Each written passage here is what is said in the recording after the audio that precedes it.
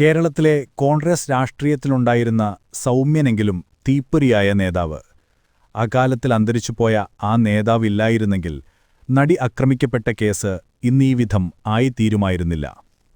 പട്ടാപ്പകൽ കൊച്ചി നഗരമധ്യത്തിൽ കാറിൽ വെച്ചുണ്ടായ പീഡനമനുഭവിച്ച നടി ആകെ തളർന്നുപോയിരുന്നു. സാധാരണഗതിയിലുള്ള ഒരു പെൺകുട്ടിയായിരുന്നെങ്കിൽ ആ അനുഭവത്തിൽ തളർന്ന് നേരെ വീട്ടിൽ പോയി കതകടച്ചിരിക്കുമായിരുന്നു. പക്ഷേ ആ നടിക്ക് പെട്ടെന്ന് ഒരു പേരോർമ്മ വന്നു. സംവിധായകനും നടനുമായ ലാൽ.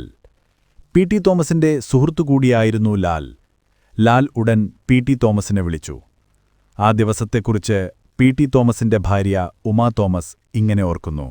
അന്നത്തെ ദിവസം തൊട്ട് ഓർക്കുകയാണെങ്കിൽ പി.ടി. അന്ന് അസ്വസ്ഥനായിരുന്നത് സ്വന്തം മകൾക്കൊരു അപകടം സംഭവിച്ചു കഴിഞ്ഞാൽ എത്രമാത്രം വിഷമം ഉണ്ടാവുമോ. ഒരു പിതാവിൻ്റെ വേദനയോടെ പി.ടി. അന്ന് രാത്രി ഉറങ്ങിയിട്ടില്ല എന്നുള്ളത് കൃത്യം ഓർക്കുകയാണ്. മാത്രമല്ല ആ കുട്ടിക്ക് പ്രചോദനം കൊടുത്ത് നിർബന്ധമായിട്ടും നാളെകളിൽ ഒരാൾക്കും ഇതുപോലെയുള്ളൊരനുഭവം ഉണ്ടാവാൻ പാടില്ല.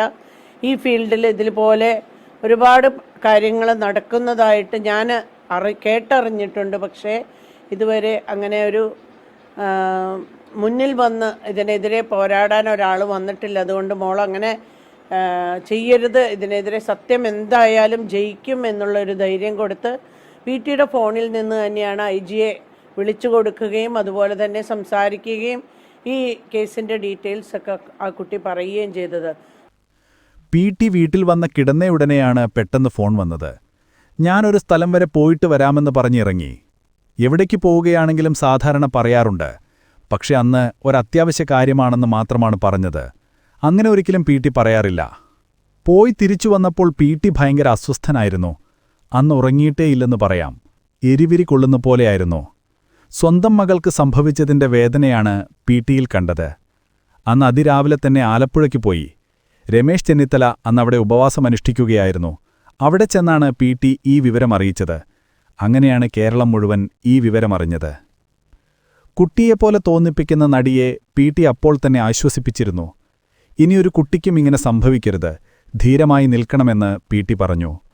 പി.ടിയുടെ ഫോണിൽ നിന്നാണ് ഐ.ജിയെ വിളിച്ചു കൊടുത്തത്. ഐ.ജി ട്രെയിൻ യാത്രയിലായിരുന്നു. തുടർന്ന് ഐ.ജി ആ കുട്ടിയുമായി സംസാരിച്ചു. കുട്ടി ഫോണിലൂടെ എല്ലാം പറഞ്ഞു. ധൈര്യമായി മുന്നോട്ടു പോകണമെന്ന് പി.ടി. കുട്ടിയോട് പറഞ്ഞു. സത്യമെന്തായാലും പുറത്തുവരുമെന്നും ആത്മധൈര്യം കൊടുത്തു.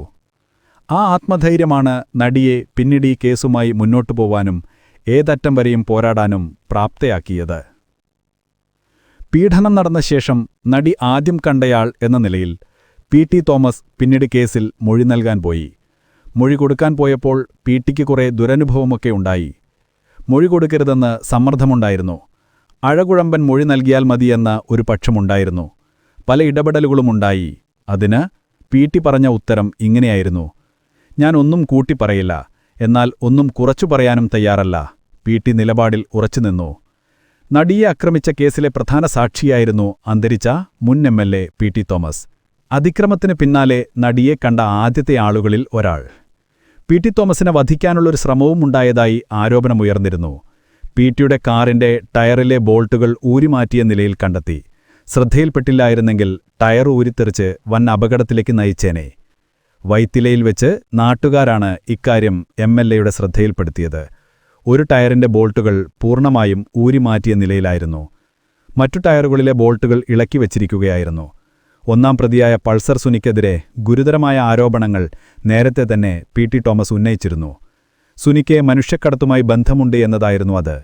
കേരള പോലീസിന്റെ അന്വേഷണത്തിലും പി.ടി. തോമസ് നേരത്തെ അതൃപ്തി പ്രകടിപ്പിച്ചിരുന്നു. കേസിൽ CBI അന്വേഷണം നടത്തണമെന്നായിരുന്നു പി.ടി. തോമസിന്റെ ആവശ്യം.